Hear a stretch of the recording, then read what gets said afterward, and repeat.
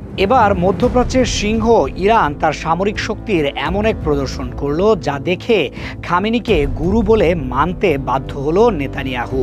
কারণ তেহরান এবার শুধু কথার হুমকি নয়, প্রযুক্তির ময়দানে এমন সব অস্ত্র উন্মোচন করেছে যা যুদ্ধের সংজ্ঞায় পাল্টে দিতে পারে। কারণ ইরানের ভয়ঙ্কর রোবট বাহিনী ও নতুন বিধ্বংসী ক্ষেপণাস্ত্র এখন এমন বাস্তবতা তৈরি করেছে যা দখলদার ইসরায়েলের প্রধানমন্ত্রী বেনিয়ামিন নেতানিয়াহুকে ইরানের সর্বোচ্চ নেতা আয়াতুল্লাহ খামেনির প্রতিটি পদক্ষেপ গভীরভাবে পর্যবেক্ষণ করতে বাধ্য করছে। বিশ্বজুড়ে যখন বড় বড় শক্তিগুলো তাদের সৈন্যদের জীবনের ঝুঁকি কমাতে রোবোটিক প্রযুক্তির দিকে ঝুঁকছে, ইরান তখন নীরবে নিজেদেরকে এই দৌড়ে এক অপ্রতিরোধ্য অবস্থানে নিয়ে গেছে। গেল জানুয়ারিতে ইরানের উত্তর পূর্বাঞ্চলে অনুষ্ঠিত এক বিশাল সামরিক মহড়ায় প্রথমবারের মতো বিশ্ব দেখেছিল ইরানের রোবোটিক ওয়ারিয়রদের। ইরানের এলিট ফোর্স আইআরজিসি, সেনাবাহিনী বা আর্তেশ, বাসিজ ফোর্স এবং কোস্টগার্ডের সাথে কাঁধে কাঁধ মিলিয়ে এই যান্ত্রিক সেনারাও অংশ নিয়েছিল সেই মহড়ায়। এই রোবটগুলো দেখতে সাধারণ কোনো যন্ত্রের মতো নয়, এগুলোকে ডিজাইন করা হয়েছে দুর্গম যুদ্ধক্ষেত্রে মানুষের বিকল্প হিসেবে কাজ করার জন্য। ইরানের রাষ্ট্রীয় গণমাধ্যমে প্রচারিত ছবিতে দেখা যায় এই রোবটগুলো নিখুঁতভাবে লক্ষ্যবস্তু চিহ্নিত করছে এবং কাল্পনিক শত্রুর উপর গোলাবর্ষণ করছে। সামরিক পর্যবেক্ষকদের মতে এই রোবটগুলো কেবল নজরদারির জন্যই নয়, এগুলোকে সরাসরি কমব্যাট বা সম্মুখ সমরের জন্য প্রস্তুত করা হয়েছে। ধারণা করা হচ্ছে চীন এবং রাশিয়ার মতো মিত্র দেশগুলো থেকে প্রযুক্তিগত সহায়তা নিয়ে ইরান নিজস্ব প্রয়োজনের ভিত্তিতে এই কমব্যাট রোবটগুলো তৈরি করেছে। এর মধ্য দিয়ে ইরান প্রমাণ করেছে পশ্চিমা নিষেধাজ্ঞা তাদের প্রযুক্তিগত অগ্রযাত্রাকে দমাতে পারেনি।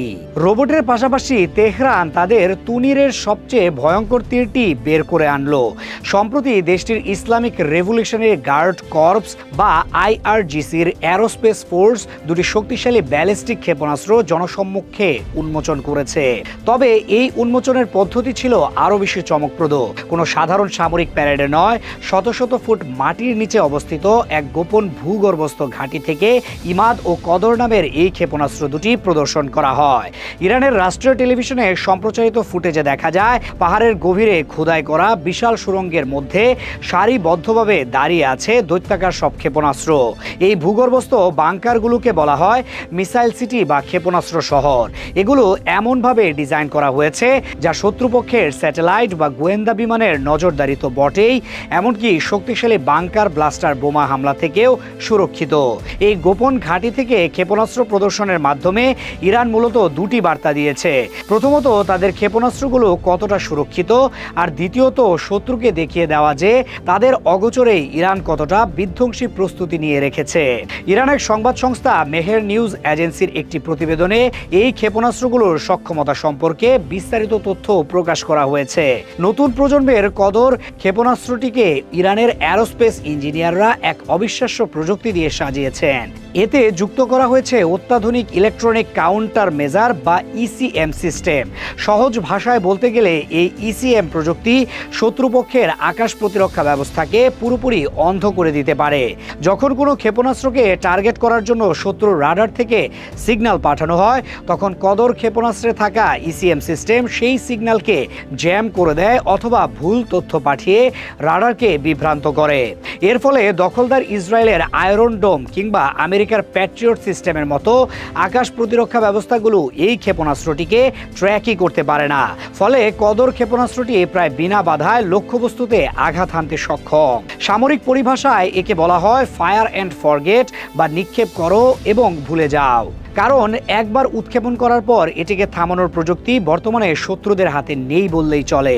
অন্যদিকে ইমাদ ক্ষেপণাস্ত্রটিকেও ব্যাপক আধুনিকায়ন করা হয়েছে। ইমাদ ইরানের অস্ত্রাগারে আগে থেকেই থাকলেও নতুন সংস্করণটির নির্ভুলভাবে লক্ষ্যে আঘাত হানার ক্ষমতা বহুগুণ বাড়ানো হয়েছে। এর গাইডেন্স সিস্টেম এতটাই উন্নত করা হয়েছে যে এটি কয়েক হাজার কিলোমিটার দূরে থাকা শত্রুর একটি নির্দিষ্ট ভবন বা সামরিক ঘাঁটিতে বিন্দু পরিমাণ বিচ্যুতি ছাড়াই আঘাত করতে পারে। পারে। এর মানে হলো এখন থেকে ইরানের ক্ষেপণাস্ত্রগুলো শুধু শহর বা এলাকা ভিত্তিক হামলাতেই সীমাবদ্ধ নয়, নির্দিষ্ট লক্ষ্যবস্তুতে সার্জিক্যাল স্ট্রাইক চালাতেও সক্ষম। এই দুটি ক্ষেপণাস্ত্রের পাল্লা এতটাই যে মধ্যপ্রাচ্যের যে কোনো প্রান্তে থাকা দখলদার ইসরায়েলের প্রতিটি শহর এবং মার্কিন সামরিক ঘাঁটি এবং ইরানের সরাসরি নিশানার মধ্যে চলে এসেছে। এই শক্তি প্রদর্শনের সময়টিও অত্যন্ত গুরুত্বপূর্ণ। যখন গাজায় একটি নড়বড়ে যুদ্ধবিরতির মধ্য দিয়ে যাচ্ছে, তখন খুনি নেতানিয়াহুর সরকার বারবার নতুন করে আগ্রাসনের হুমকি দিচ্ছে। এমন পরিস্থিতিতে ইরান এই ক্ষেপণাস্ত্র প্রদর্শনের মাধ্যমে তার রেড লাইন বা চূড়ান্ত সীমা সম্পর্কে একটি স্পষ্ট বার্তা পাঠিয়েছে। তেহরান বুঝিয়ে দিয়েছে, গাজায় যদি যুদ্ধবিরতি লঙ্ঘন করে আবারও কোনো হামলা হয় বা দখলদার ইসরায়েল যদি চুক্তি ভঙ্গ করে, তবে তার জবাব মাঠের লড়াইয়ের পাশাপাশি তেল আবিবের প্রাণ কেন্দ্রেও দেওয়া হবে। আর এখানে স্পষ্ট হয়ে ওঠে শিরোনামের চমকপ্রদ বিষয়টি, কিভাবে নেতানিয়াহু খামেনিকে গুরু মানছে। বিষয়টি আক্ষরিক অর্থে নয়, বরং ভূরাজনৈতিক বাধ্যবাধকতার দিক থেকে। ইরানের সর্বোচ্চ নেতা আয়াতুল্লাহ খামেনির নেতৃত্বে ইরান এমন এক সামরিক ও রাজনৈতিক কৌশল গ্রহণ করেছে যা নেতানিয়াহুকে প্রতিটি পদক্ষেপে ইরানের সিদ্ধান্তের উপর নজর রাখতে বাধ্য করছে। ইরান যখন একটি নতুন ক্ষেপণাস্ত্র উন্মোচন করে, তখন নেতানিয়াহুর সরকারকেও তাদের প্রতিরক্ষা ব্যবস্থা নিয়ে নতুন করে ভাবতে হয়। ইরান যখন লেবানন বা ইয়েমেনে তার মিত্রদের শক্তিশালী করে, তখন দখলদার ইসরায়েলকে তার সীমান্তে নতুন করে সেনা মোতায়েন করতে হয়। অর্থাৎ খেলার চাল এখন ইরানের হাতে। ইরানই নির্ধারণ করে দিচ্ছে মধ্যপ্রাচ্যে পরবর্তী পদক্ষেপ কি হবে, আর নেতানিয়াহু কেবল সেই চালের বিপরীতে প্রতিক্রিয়া দেখাতে বাধ্য হচ্ছেন।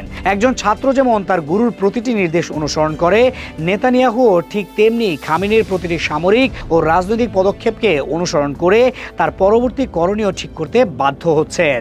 এটাই হলো ইরানের কূটনৈতিক এবং সামরিক বিজয়, যা দখলদার ইসরায়েলের অহংকারী শাসকদের জন্য এক চরম অপমান। ইরানের এই সামরিক উত্থানের পেছনের মূল শক্তি হলো তাদের আত্মনির্ভরশীলতা।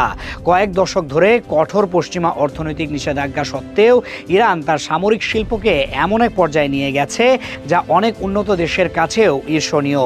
যখন তাদের যুদ্ধবিমান বা অন্যান্য সামরিক সরঞ্জাম কেনার উপর নিষেধাজ্ঞা দেওয়া হয়েছে, তখন তারা নিজেরাই তৈরি করেছে যুদ্ধবিমান, ড্রোন এবং অত্যাধুনিক সব ক্ষেপণাস্ত্র। বিশেষ করে ইরানের ড্রোন প্রযুক্তি আজ সারা বিশ্বে সমাদৃত। ইউক্রেন যুদ্ধে রাশিয়ার ব্যবহার করা শাহেদ ড্রোনগুলো মূলত ইরানের প্রযুক্তিতেই তৈরি, যা পশ্চিমা আকাশ প্রতিরক্ষা ব্যবস্থাকে রীতিমতো চ্যালেঞ্জের মুখে ফেলে দিয়েছে। এর পাশাপাশি সম্প্রতি ইরান ফাত্তা-2 হাইপারসোনিক ক্ষেপণাস্ত্র সহ আন্তঃমহাদেশীয় ব্যালিস্টিক ক্ষেপণাস্ত্রেরও সফল পরীক্ষা চালিয়েছে। হাইপারসোনিক ক্ষেপণাস্ত্র হলো সেই প্রযুক্তি যা শব্দের চেয়ে 5 থেকে 10 গুণ বেশি গতিতে চলতে পারে এবং উড্ডয়নের সময় গতিপথ পরিবর্তন করতে পারে। ফলে বিশ্বের কোনো এয়ার ডিফেন্স সিস্টেমের পক্ষেই এটিকে শনাক্ত করা বা ধ্বংস করা প্রায় অসম্ভব। আর সম্প্রতি ইরানের একটি আন্তঃমহাদেশীয় ব্যালিস্টিক ক্ষেপণাস্ত্রের নিরাপত্তা পরীক্ষা সফলভাবে সম্পন্ন করার পর দখলদার ইসরায়েলের সামরিক কর্তাদের কপালে চিন্তার ভাঁজ আরও গভীর হয়েছে। কারণ তারা জানে এই ক্ষেপণাস্ত্র তেল আবিবে পৌঁছাতে সময় নেবে মাত্র কয়েক মিনিট, যা তাদের কোনো ধরনের প্রস্তুতি নেওয়ার সুযোগই দেবে না। এভাবেই রোবট, ড্রোন, ব্যালিস্টিক এবং হাইপারসোনিক ক্ষেপণাস্ত্রের এক ভয়ঙ্কর সমন্বয়ে ইরান এমন এক প্রতিরক্ষা বলয় তৈরি করেছে যা ভেদ করা যে কোনো শক্তির জন্যই দুঃস্বপ্নের নামান্তর।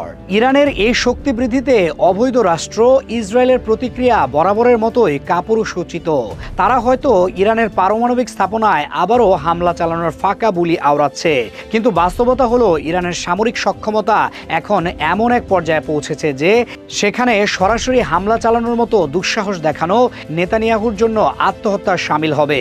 কারণ তারা জানে যে কোনো ধরনের আগ্রাসনের জবাবে ইরানের হাজার হাজার ক্ষেপণাস্ত্র দখলদার ইসরায়েলের প্রতিটি ইঞ্চি মাটিকে জ্বলন্ত নরকে পরিণত করার জন্য প্রস্তুত। তাই ইরানের এই নতুন রোবট ও ক্ষেপণাস্ত্র উন্মোচন কেবল কয়েকটি নতুন অস্ত্রের প্রদর্শন নয়, এটি হলো মধ্যপ্রাচ্যের নতুন বাস্তবতার ঘোষণা। এটি হলো সেই বার্তা যে নিষেধাজ্ঞা বা হুমকি দিয়ে ইরানকে আর দমিয়ে রাখা যাবে না। আয়াতুল্লাহ খামেনির নেতৃত্বে ইরান আজ এক স্বয়ংসম্পূর্ণ সামরিক শক্তি, যারা নিজেদের শর্তে শত্রুর মোকাবেলা করতে প্রস্তুত। আর এই বাস্তবতাকে মেনে নেওয়া ছাড়া দখলদার ইসরায়েল এবং তাদের পশ্চিমা প্রভুদের সামনে আর কোনো পথ খোলা নেই। আগামী দিনে মধ্যপ্রাচ্যের ভবিষ্যৎ ইরানের এই অপ্রতিরোধ্য শক্তির হাত ধরেই নির্ধারিত হবে, তা প্রায় নিশ্চিত।